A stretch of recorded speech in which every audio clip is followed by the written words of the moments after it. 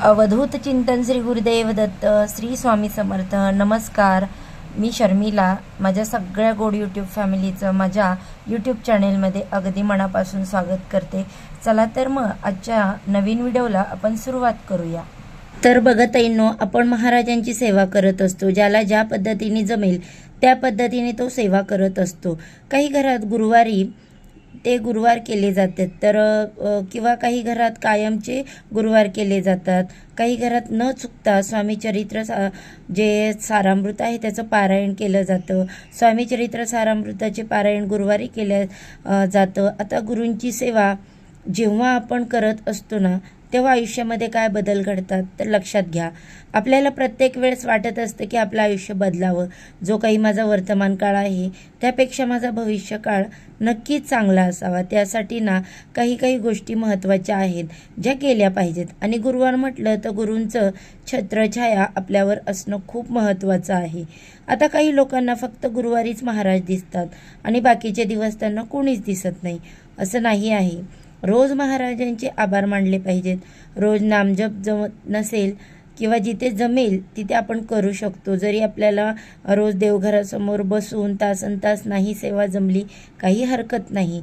नामजपाने खूप असंख्य असे लाखो फायदे आपल्याला बघा अनुभवायला मिळतात.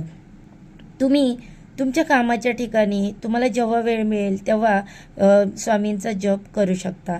जपाचे पण तुम्हाला माहीत आहे का की नशिबाने साथ द्यावी असं प्रत्येकाला वाटतं की मी जे काही प्रामाणिकपणे कष्ट करत आहे तर त्यात नशिबाने देवाची बघा म्हणजे साथ मला असावी, देवाने मला मदत करावी किंवा मला जे काही मी कार्य करते त्याच्यामध्ये देव माझ्या पाठीशी उभा राहावा असं वाटत असताना त्याच्यासाठी बऱ्याच वेळा हे लोकांनी उपाय केलेले आहेत.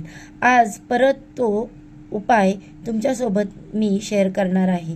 सगळ्यात आधी तर नित्यसेवा कधी चुकवायची नाही. नित्यसेवा म्हणजे काय? नित्य नियमाने गेलेली सेवा. गुरुवारी केंद्रात, मठात, मंदिरात जाऊन महाराजांचे आभार मानायचे असतात. प्रत्येक वेळेस काय मागायचं ना, कधी आभार, कृतज्ञता खूप महत्त्वाचं असतं.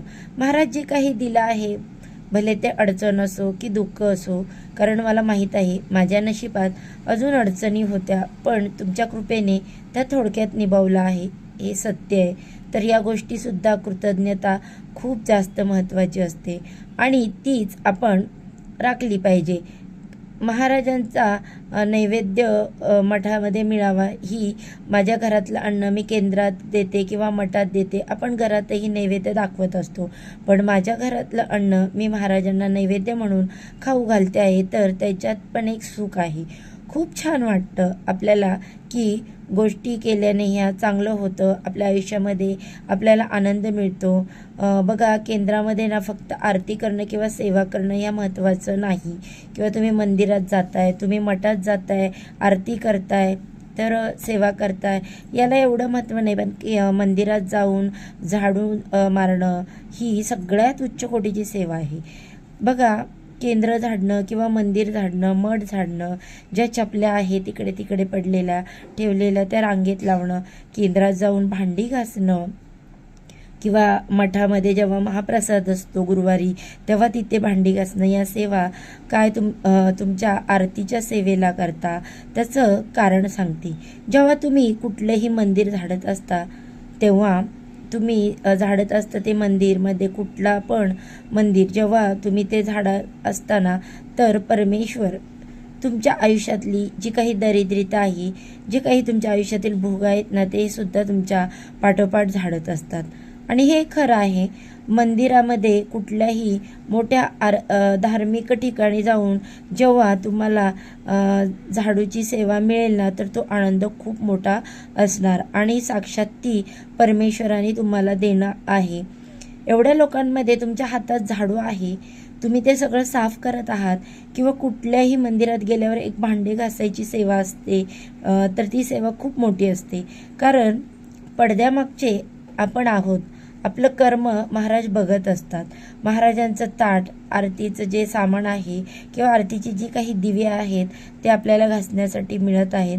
हे किती मोठं भाग्य आहे किंवा ही जी सेवा आहे ती खूप मोठी मानली जाते. तर बघा, अशा गोष्टी जर भेटल्या ना तर खरंच स्वतःला भाग्यवान समजा की महाराज तुम्ही जे कार्यासाठी मला निवडलं आहे, माझा जन्म झाला आहे की मी हे कार्य तुमचं करत आहे ना, यासाठी नेहमीच आभार मानले पाहिजे. आता हे झालं. आता दुसरं बघा, आपल्या हिंदू धर्मामध्ये गाईला अनन्यसाधारण महत्त्व आहे. दर गुरुवारी मंदिरात जाऊन, कुठल्याही मंदिरात जाऊन पिवळ्या कलरचं फळ असेल किंवा पिवळ्या कलरची मिठाई असेल तर ती दान करायची. मग ती मिठाई कुठली पण मंदिरात, केंद्रात, दत्त महाराजांच्या मंदिरात जरी जाऊन तुम्ही हे कार्य करायचं दर गुरुवारी. नाही काही अगदी थोडेसे यथाशक्ती पेढे किंवा बर्फी आहे ती घेऊन जायचं किंवा त्याचबरोबर केळी आहेत ती घेऊन जायचं. कुठल्याही गरीब व्यक्तीला, गरजूंना, ज्याला गरज आहे त्या व्यक्तीला काही ना काही खाऊ घालायचं. पिवळ्या रंगाचा खाऊ घाला तर अतिउत्तम, किंवा कुठल्याही रंगाचं. जर पिवळ्या रंग म्हटलं, केळी आहे किंवा वडापाव आहे, पिवळी मिठाई आहे किंवा एखादी शेव पापडी असते, तुम्ही खाऊ घालू शकता. थोडक्यात काय, अन्नदान तुम्हाला म्हणजेच कुठल्याही गुरुवारी करायचं आणि हे सातत्य ठेवा. बघा काय अनुभव येतो. 5 गुरुवार तरी हा उपाय तुम्हाला करायचा. त्याचबरोबर गुरुचरित्रातला 14वा आणि 18वा अध्याय आवर्जून वाचावा.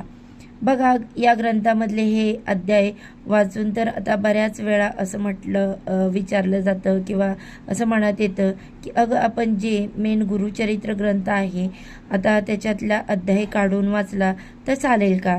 तर 14वा आणि 18वा अध्याय बघा. 18वा अध्याय हा दरिद्रीसाठी आहे.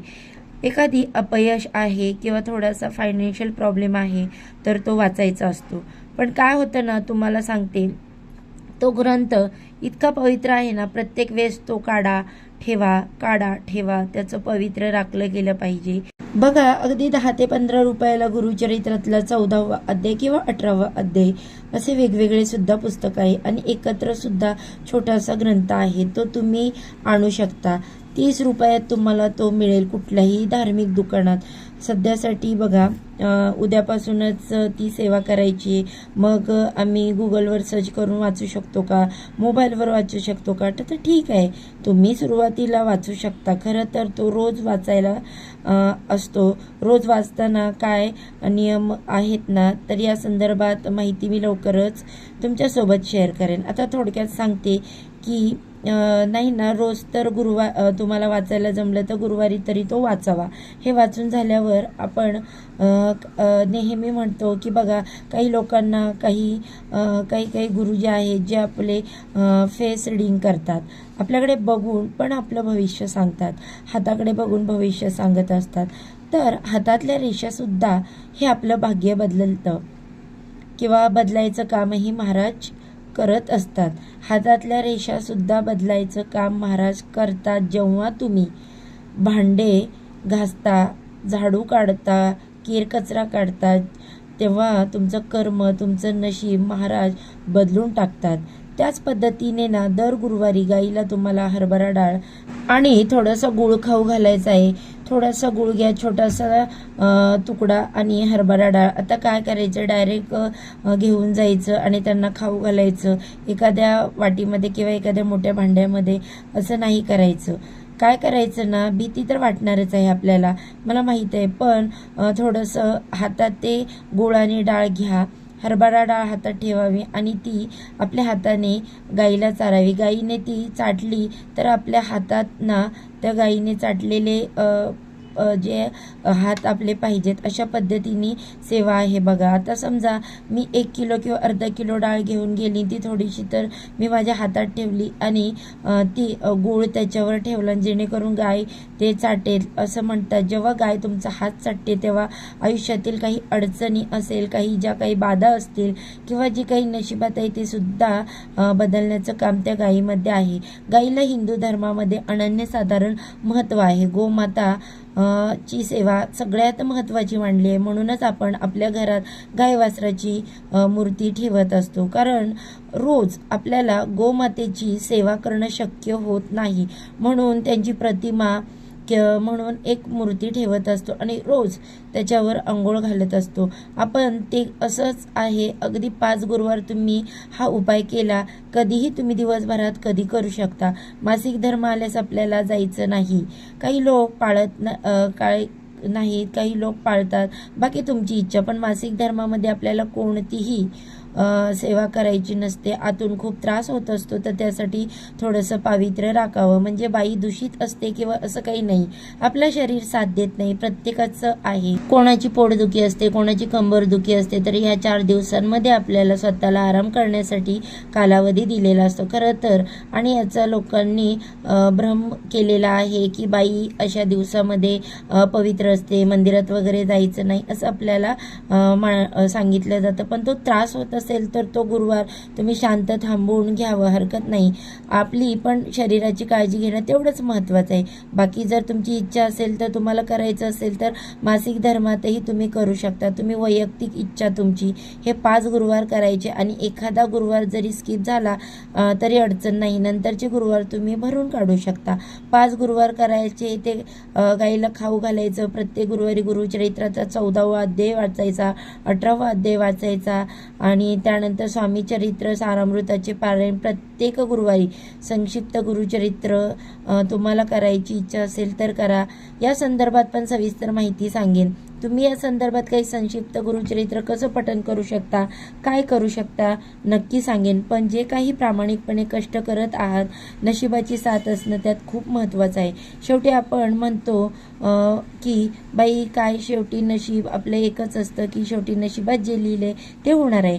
नक्कीच, पण आपले कर्मही तेवढेच चांगले ठेवावे, महाराजांची सेवा करावी, कारण जे तुमच्या नशिबात नव्हतं तेही तुम्हाला महाराज देणार आहेत. तर याचं नशिबाची साथ अजून मिळावी आणि नशिबाला प्रयत्नांची जोडीला नशिबाची साथ मिळावी म्हणून गुरुवारी आपल्याला करायचं आहे.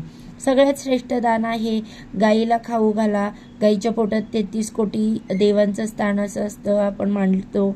आपल्याकडं काहीतरी आपल्याकडून गाईच्या पोटामध्ये जातं, ही खूप मोठी सेवा आहे.